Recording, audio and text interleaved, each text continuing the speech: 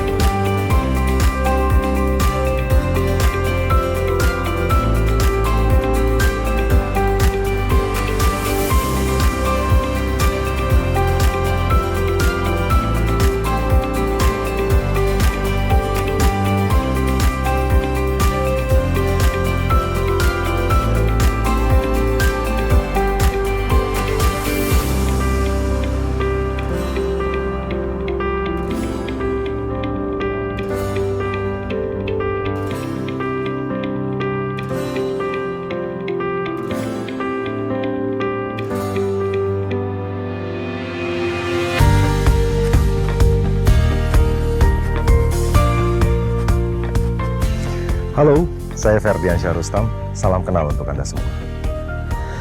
Sejak akhir 2020, saya dipercaya untuk mengelola program rejuvenasi dan kelahiran kembali Telaga Kahuripan.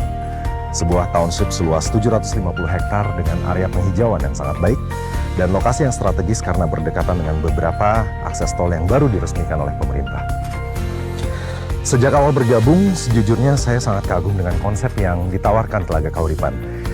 Area ini memiliki penghijauan yang sangat baik dengan taman-taman alami yang sangat luas dan juga konsep resortnya sangat terasa. Sehingga akhirnya kami mencoba memberikan sedikit nuansa modern and coziness sesuai dengan perkembangan zaman. Tentunya dengan tetap mengedepankan karakter hijau dari Telaga Kahuripan. Kawasan ini berlokasi strategis karena sinergi dengan pengembangan ekstensi jalur tol Depok Antasari atau Desari.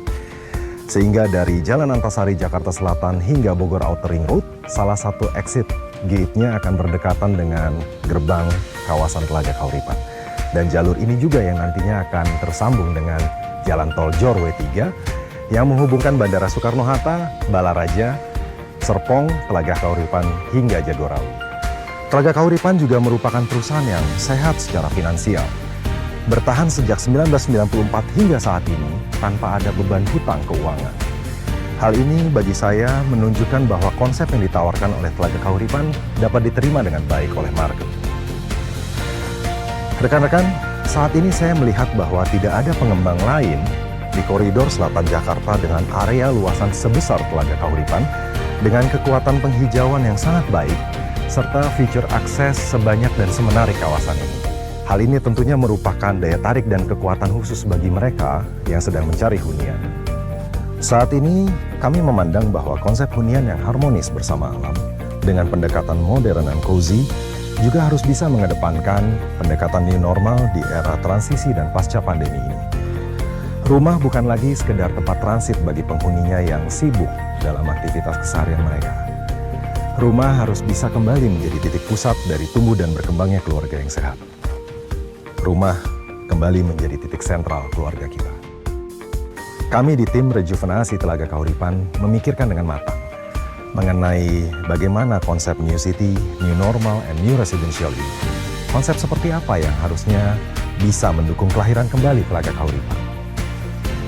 Dengan karakter penghijauan yang kuat, lokasi strategis dan kemudahan akses. Hingga saat ini, kami bisa dengan bangga mempersembahkan kelahiran kembali Telaga Kahuripan. Nah, seperti apa konsep itu? Saya mengundang Ibu Dian Wulandari selaku Direktur Teknik dan Perencanaan kami untuk bergabung bersama.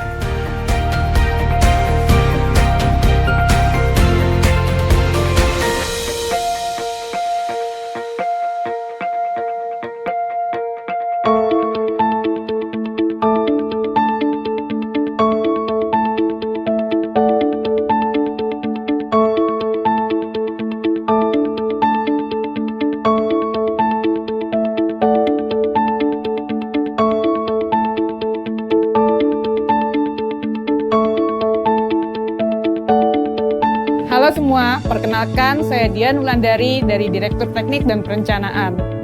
Salam sehat dan salam kenal untuk kita semua. Benar sekali apa yang telah disampaikan oleh Bapak Ferdiansyah mengenai kawasan Telaga Kahuripan yang memiliki karakter kuat tentang resort dan penghijauannya.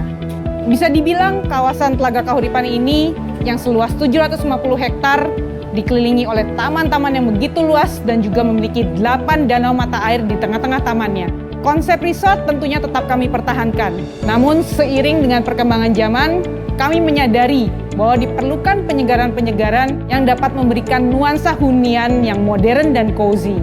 Dan juga kami mengadopsi untuk kondisi era new normal seperti adanya aktivitas working from home, di mana kebanyakan kegiatan yang kita lakukan biasanya berada di luar rumah, kali ini kita lakukan kebanyakan di dalam rumah. Sehingga kami pun sudah memulai perencanaan revitalisasi taman-taman existing yang ada di dalam kawasan, dan juga kami memikirkan untuk menambahkan fungsi-fungsi komersial yang dapat memberikan nilai tambah dan juga mendukung dan menopang kegiatan aktivitas dari warga yang bernuansa modern lifestyle. Kami ingin warga yang tinggal di Telaga Kahuripan memiliki begitu banyak pilihan tempat untuk mereka bersantai dan bercengkrama bersama keluarga dan juga kerabat, serta melakukan kegiatan komunitas di ruang terbuka yang begitu luas, serta memiliki beragam pilihan kuliner wisata.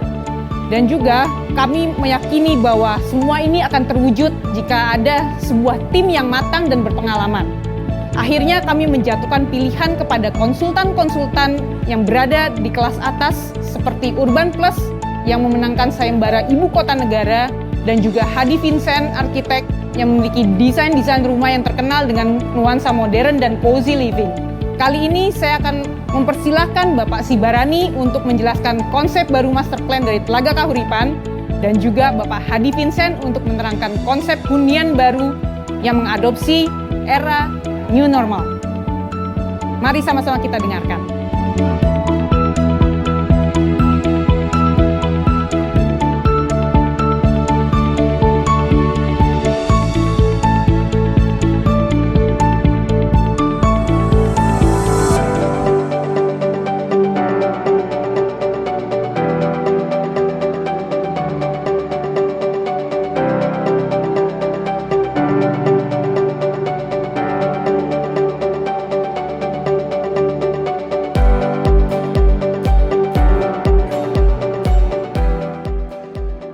Halo, salam sehat untuk semuanya.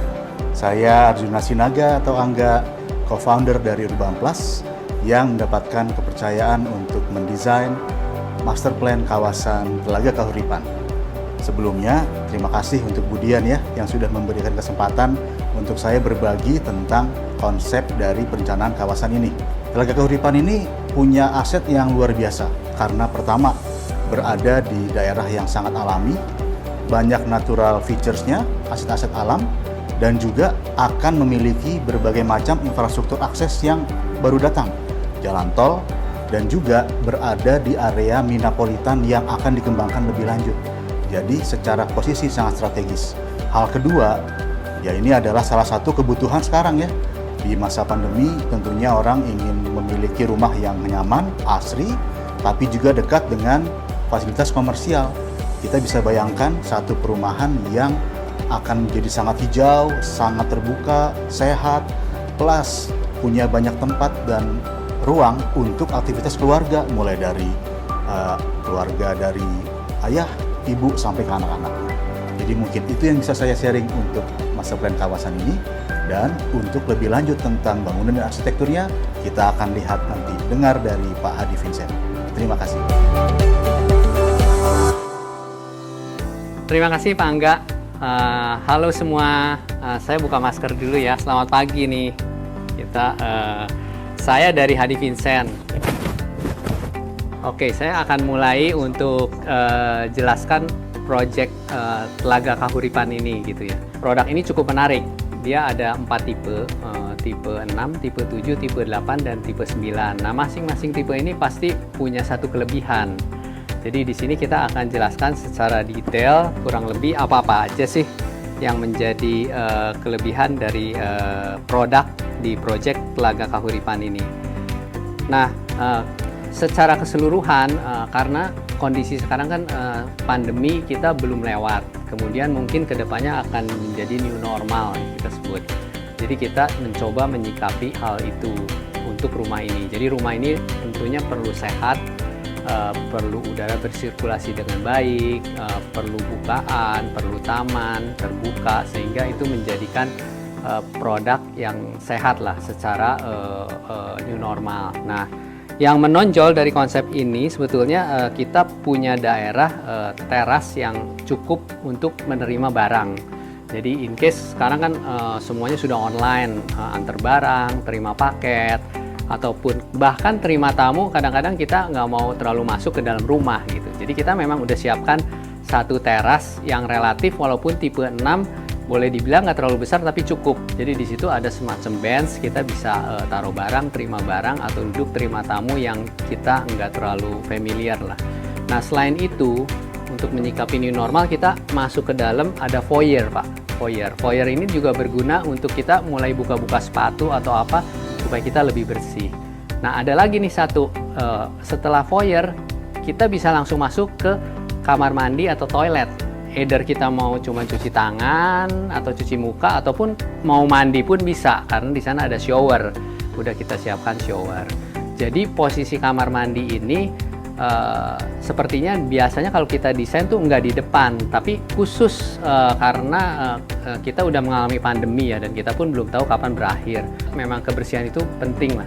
Jadi menurut saya posisi kamar mandi ini menjadi penting, oleh sebab itu kita desain di arah depan dekat foyer. Kita desain kamar mandi ini seamless, artinya nggak terlalu kelihatan dan akan didesain secara interior sangat rapi. Jadi sepertinya kamar mandi itu tidak kelihatan, yang kelihatan hanya panel-panel interior begitu-begitu. Jadi itu menjadikan posisi kamar mandi itu tidak mengganggu foyernya gitu.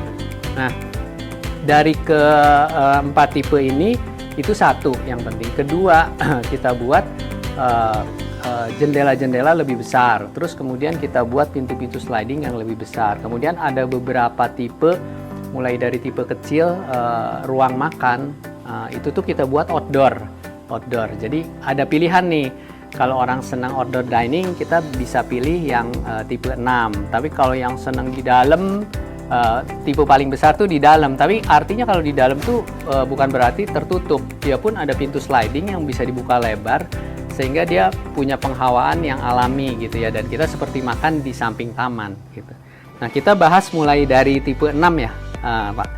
Jadi, nah tipe 6 ini ada 2 kamar sebetulnya. Di bawah praktis hanya common area. Jadi begitu masuk foyer tadi, langsung ke living room, itu open nih. Living room tuh punya jendela ke taman belakang yang luas, kemudian ke depan pun ada jendela. Jadi cross ventilationnya sangat baik gitu. Nah, di bagian paling belakang ada dining room yang menyatu dengan dapur. Walaupun tipe 6 dia memiliki dapur yang cukup besar gitu. Di sini saya tekankan juga bahwa kita kan saat pandemi ini banyak WFH ya. Jadi kita merasa bahwa rumah itu menjadi sesuatu yang sangat penting dan kepingin ada satu fleksibilitas. Jadi di tipe yang kita desain enggak tertutup kemungkinan kenapa dapur besar, misalnya ada orang yang suka masak di rumah atau bahkan mungkin jualan makanan online, itu masih bisa dilakukan pun di tipe 6 gitu. Walaupun rumah lebarnya kecil, dia punya kitchen yang cukup besar untuk hobi yang masak. Tapi mungkin kalau mau lebih kecil, kitchennya kita bisa pilih tipe 7 gitu. Ada yang lagi hobinya yang lain gitu. Jadi masing-masing rumah ini punya kelebihan masing-masing. Nah, kalau kita lihat ke lantai 2, 2 bedroom itu ada di second floor. Tapi karena ngelihat tipe 6 ini entry level untuk orang yang punya rumah lah ya. Jadi kita buat 2 kamar. Tapi 2 kamar ini fleksibel nih. 1 kamar terhadap kamar masternya itu bisa open. Jadi mungkin buat pasangan baru yang masih baru menikah, terus dia belum punya anak, dia bisa jadikan 1 untuk jadi walk-in closetnya, sehingga kamarnya menjadi spacious gitu. Dan ruang atas menjadi privacy untuk master bedroom semuanya. Dan after itu mungkin dia akan punya anak, nah itu bisa jadi ruang bayi tanpa merubah keseluruhan secara interior. Ataupun untuk pasangan yang sudah punya anak toddler atau apa, itu pun bisa kamarnya nyambung gitu, karena kan anak-anak kecil kalau tidur terlalu jauh juga mereka merasa nggak nyaman gitu. Itu yang menarik. Jadi di sini saya membuat satu fleksibilitas juga. Misalnya pasangan baru mau bikin sebelahnya ruang kerja yang menyatu dengan kamar, itu pun bisa. Nah, ini yang membuat desain ini menjadi fleksibel. Kemudian di lantai 2 ada balcony juga open outdoor. Walaupun kecil, tapi di situ mungkin bisa bertanam sedikit lah yang hobi-hobi tanaman indoor, tapi dia butuh ruang terbuka, dia bisa lakukan di situ. Nah, kelebihannya lagi tipe 6 ini walaupun luasnya hanya 83, next kalau dia beberapa hari ke depan atau beberapa tahun kemudian dia mau extend, di belakang itu kemungkinan extendnya sangat besar gitu. Jadi sangat fleksibel, dia mau bikin tambahan kamar, mau bikin living room, atau mau bikin apa itu masih bisa karena tanah yang di belakang cukup besar. Itu yang tipe 6. Nah, untuk interior memang tipe 6 ini kita mulai dengan warna-warna yang natural tapi warna terang. Tapi kita kasih aksen-aksen color gitu ya. Jadi 2 tipe 6 dan tipe 7 kita sebut sebagai rumah yang modern chic. Jadi kita kasih aksen color, warna-warna supaya dia punya suasana aja. Tapi tetap untuk spaciousnya itu butuh warna terang. Jadi kita masukin warna-warna terang. Nah, untuk yang tipe 7 ini lebih besar, dia punya total meter square 112 meter square. Di sini kita punya ruang makan lebih mendekat ke living room. Ini pun fasilitas untuk kamar udah bertambah menjadi 3 bedroom. Tapi di atas semuanya. Kembali lagi yang 2 bedroom antara master dan kamar anak itu bisa fleksibel, artinya bisa dibuka juga dengan pintu sliding, sehingga kamar yang satu bisa dimanfaatkan selain mungkin untuk ruang tidur anak atau ruang kerja atau kebutuhan yang lain lah. Misalnya dia butuh ruang bermain anak, itu kita bisa pakai juga, atau ruang duduk bahkan gitu. Nah, di koridor atas kita buat seperti ada ruang kerja tambahan. Nah, mungkin yang terpenting di sini memang kita desain rumah ini seperti apartemen. Jadi kita udah pikirkan secara interior dengan matang. Jadi tidak ada space yang terbuang. Jadi apapun space yang ada kita manfaatkan. Jadi kalau istilahnya pembeli kalau membeli barang ini dengan luasan sekian meter, semua luasan itu kepake. Jadi sangat efisien gitu ya, efisien pemanfaatan ruangnya. Selain itu kita tetap memperhatikan unsur arsitektur, estetika. Jadi kita mungkin kalau developer kadang-kadang ya udah asal murah jadi bisa ditempatin, sangat fungsional gitu. Tapi untuk Telaga Kahuripan ini lain, kita berpikir secara lebih detail karena artinya apalagi milenial sekarang ya sangat mengerti akan desain. Mereka tuh appreciate terhadap itu. Jadi kita sangat pikirkan hal-hal yang menyangkut estetika, walaupun secara fungsional harus kita penuhin juga gitu. Nah, untuk yang tipe 7 interior more or less hampir the same lah sama tipe 6 karena dia hanya selisih gitu lebih besar. Tapi warnanya berbeda sama suasananya apa ya? Kita ciptakan dua suasana yang berbeda karena dari warna aksen tadi. Ada yang ada merahnya, ada yang ada birunya gitu. Itu membuat suasana lain. Kemudian juga mungkin kita pakai material yang natural juga seperti ada kursi rotan. Kesannya supaya lebih berkesan outdoor gitu ya, outdoor. Dan kita juga masukkan unsur-unsur tanaman ke dalam rumah supaya lebih cozy gitu ya. Nah, nanti di interior akan terlihat gimana treatment toilet ini. Jadi mungkin konsumen bisa lihat, oh ini toilet kok ada di depan, takutnya mengganggu nggak? Sebenarnya toilet ini menjadi tidak terlihat, dia akan seamless. Nanti di interior bisa jelas terlihat gitu. Nah, ini toiletnya seperti ini gitu ya. Kemudian konsep ruang makan outdoor masih kita terapkan di tipe 7 ini. Jadi orang bisa makan dikelilingi oleh taman gitu. Itu nyaman sekali apalagi kalau kita breakfast gitu ya.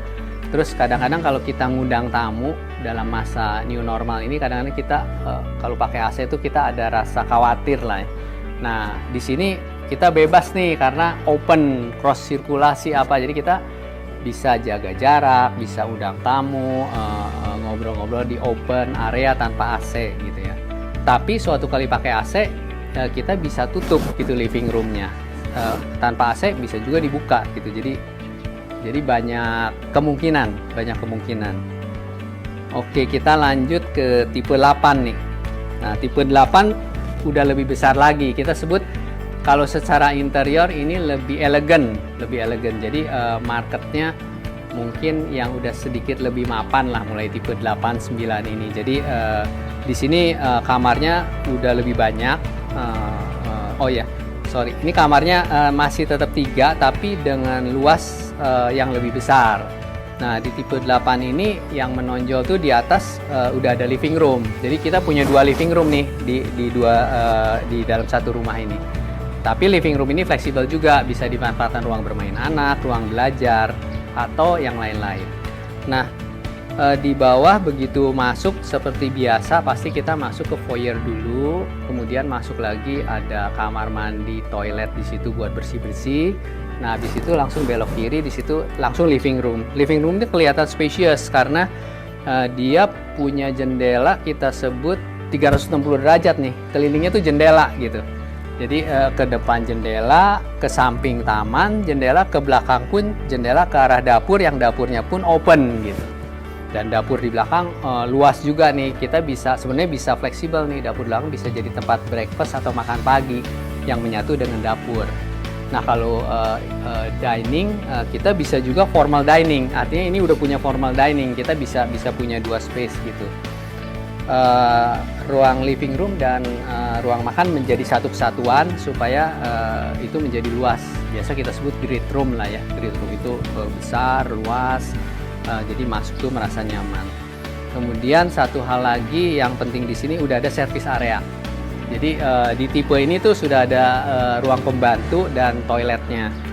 Berikut tempat jemur. Ke lantai 2. Nah, ke lantai 2 hal yang menarik di sini udah berbeda nih dengan desain tipe 76. Ruang tidur anak tuh sudah tidak langsung berdampingan dengan ruang tidur orang tua atau master bedroom. Tapi justru ruang tidur anak ada 2 yang berdampingan. Mungkin kalau kita punya anak 2 yang sudah besar, kadang-kadang mereka kan harus ada interaksi. Jadi kamarnya itu sebelahan. Nah, tapi dari sisi private, kalau anaknya mau, oh saya nggak mau nih jadi satu, tetap ada pintu sliding yang bisa tertutup ya. Jadi si anak tuh bisa terpisah, kalau lagi perlu terpisah, bisa juga dia jadi satu kalau lagi mau bareng gitu. Nah, master bedroomnya pun udah lebih luas, dia punya view ke arah depan dan dengan kamar mandi di dalam. Jadi option kamar mandi toilet untuk tipe 8 ini sebenarnya udah ada 4. Satu, kamar mandi di bawah yang tadi untuk bersih-bersih. Kedua, untuk master bedroom. Ketiga, untuk kamar anak. Dan untuk ruang pembantu. Banyak sekali sih kamar mandinya kalau ngelihat ini. Jadi apa kebutuhannya ini udah sangat compact dan terpenuhi tanpa perlu kita mengextend lagi bangunan. Jadi itu sudah fix lah rumahnya karena semuanya sudah terpenuhi. Nah, yang menarik tadi fleksibilitas tadi yang ada di ruang tidur anak. Nah, suatu kali mungkin nih bagi pasangan yang anaknya cuma satu kamar tadi juga fleksibel, bisa dijadikan ruang kerja atau dan lain-lain. Jadi karena space-nya cukup besar. Secara interior kita buat mulai dari tipe 89 ini kita sebut modern elegant. Jadi mulai tipe ini kita pakai material-material yang lebih elegan, diantaranya mungkin ada marble-nya sedikit, ada aksen seperti itu. Tapi tetap karena ini satu klaster, satu kesatuan dengan 67, modernnya kita tetap tampilkan. Warna natural tetap ada, tapi kesan elegannya kita mau lebih tekankan lah di dua tipe ini. Kita lanjut ke tipe 9. Nah, tipe 9 ini memang boleh dikata klaster ini paling terbaik lah, paling besar, dia sangat lengkap. Nah, di sini kita sudah ada 4 kamar, jadi 4 kamar, 1 kamar di bawah, 3 kamar di atas.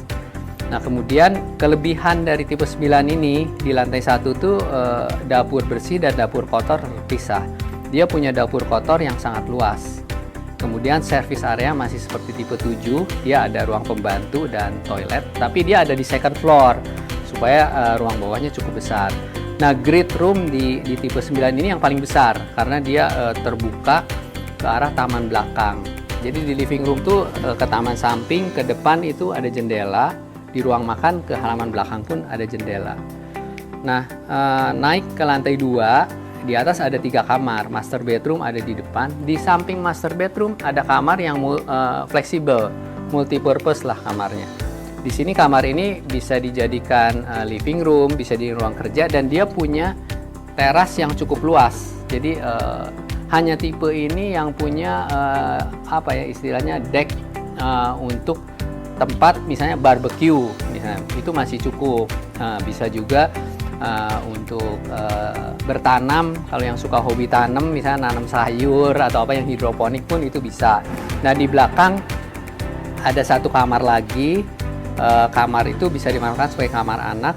Kamar mandi di sini ada 4 tetap, jadi 1 kamar yang untuk bersih-bersih di bawah, kamar mandi pembantu, kamar mandi utama, dan kamar tidur untuk anak di atas. Kira-kira itu.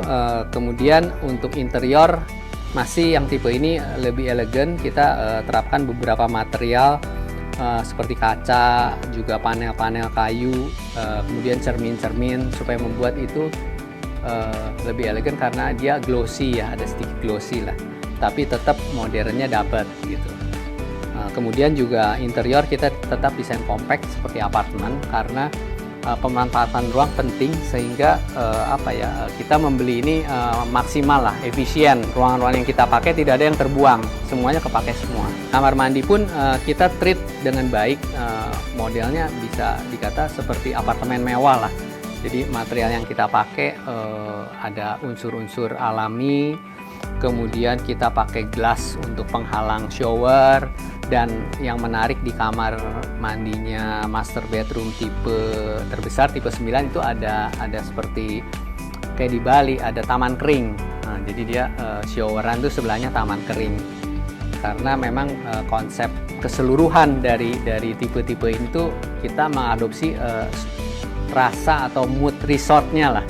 Karena kita kan dari Jakarta nih sudah kerja dan kita pulang ke rumah udah capek gitu ya. Jadi kita mau buat satu konsep bahwa kita masuk satu rumah itu berasa relaxing, santai, menikmati alam juga, menikmati keterbukaan, dan suasananya mungkin lebih dingin lah ya, lebih dingin. Jadi kita bisa menikmati udara tanpa AC, dapat udara terbuka. Kemudian di lingkungan juga ada clubhouse, ada jogging track, kita bisa beraktivitas lah.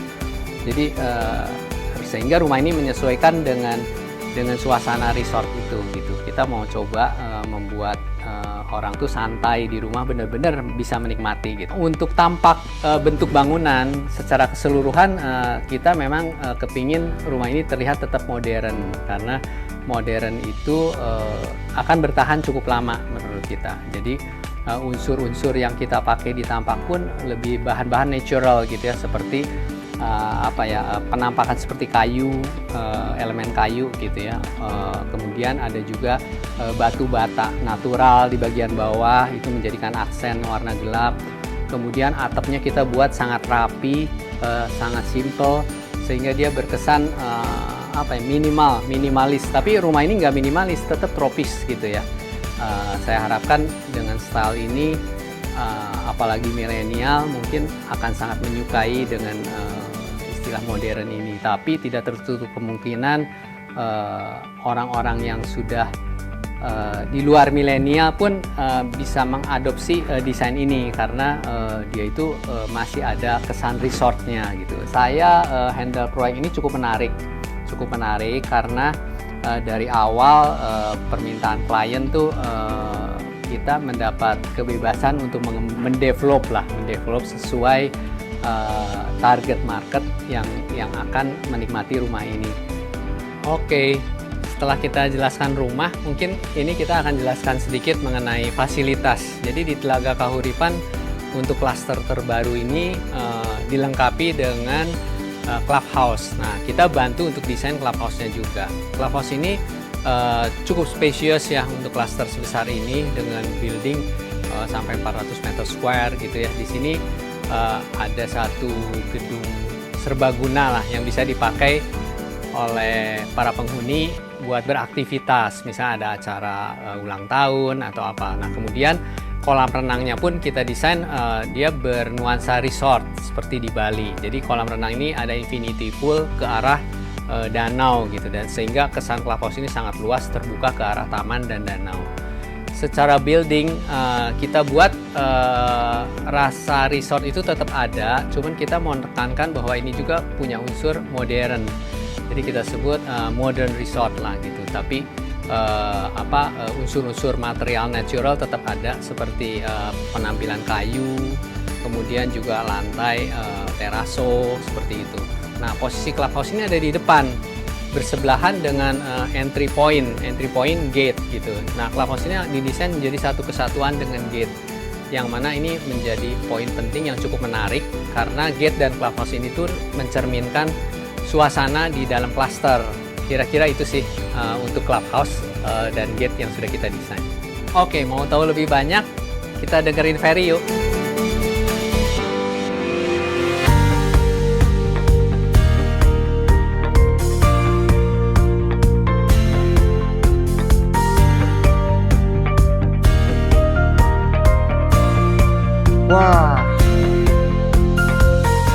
Wah, luar biasa sekali ya. Kita udah dengerin semua penjelasan dari mulai Pak Hanoto, lalu CEO kita Pak Ferdiansyah mengenai ke depannya.